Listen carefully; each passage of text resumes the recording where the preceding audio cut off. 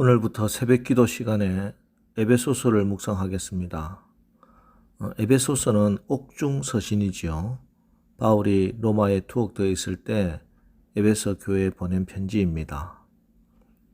에베소는 당시 소아시아에서 가장 큰 도시 가운데 하나였을 뿐만 아니라 고대 7대 불가사의 중에 하나인 로마인들이 다이아나라고 부르는 아데미 신전이 있었습니다.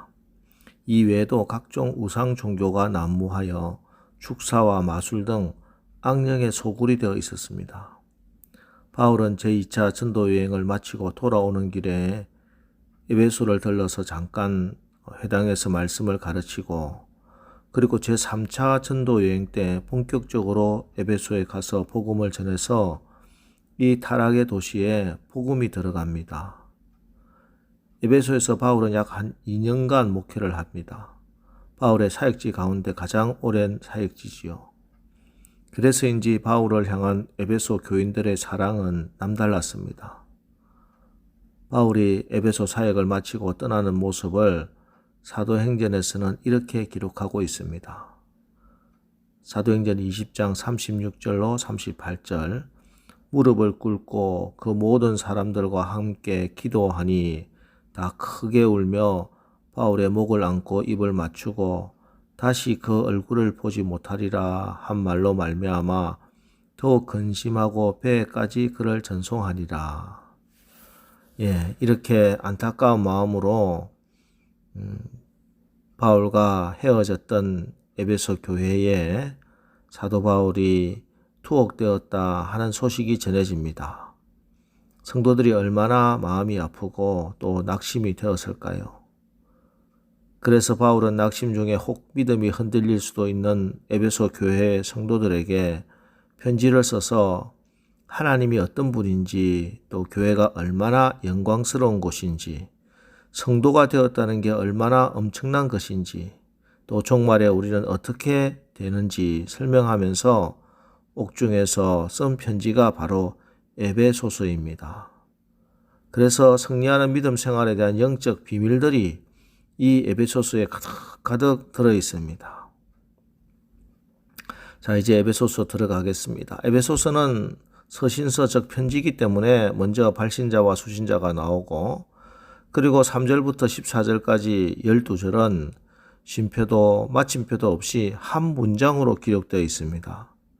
헬라어 단어로 202개에 달합니다.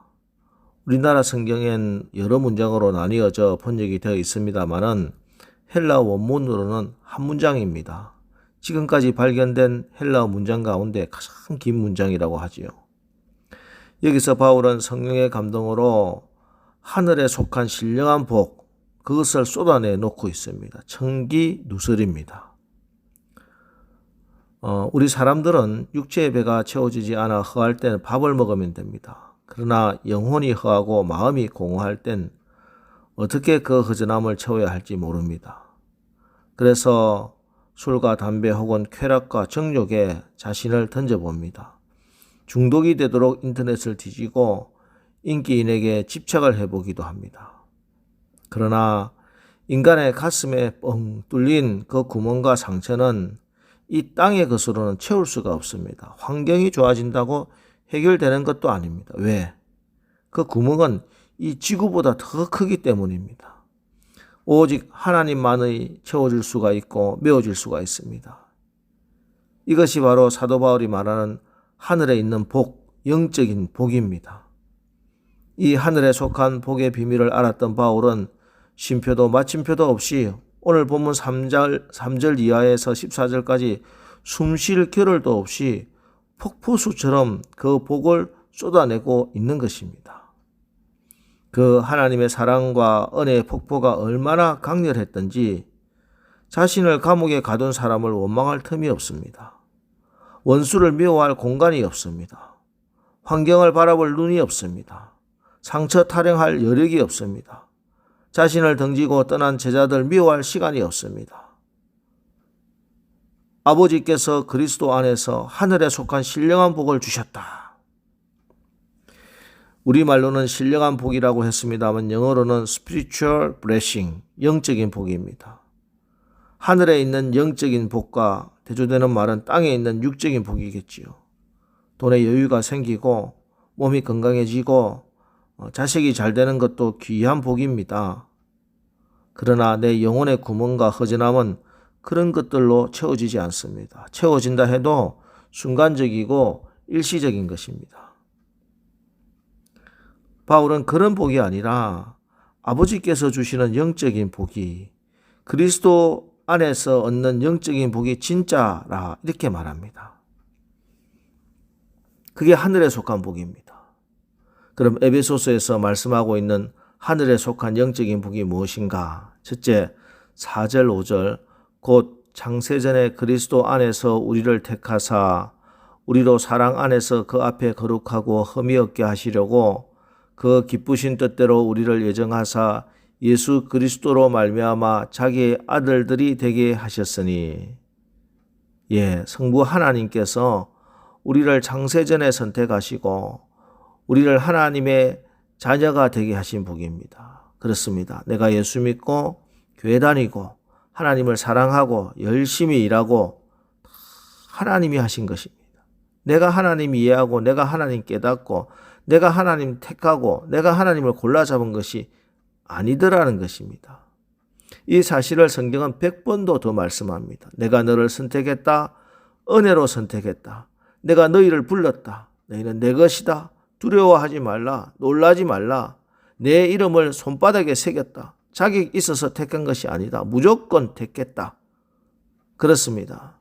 하나님이 나를 선택해 주셨다. 창세전에 선택해 주셨다.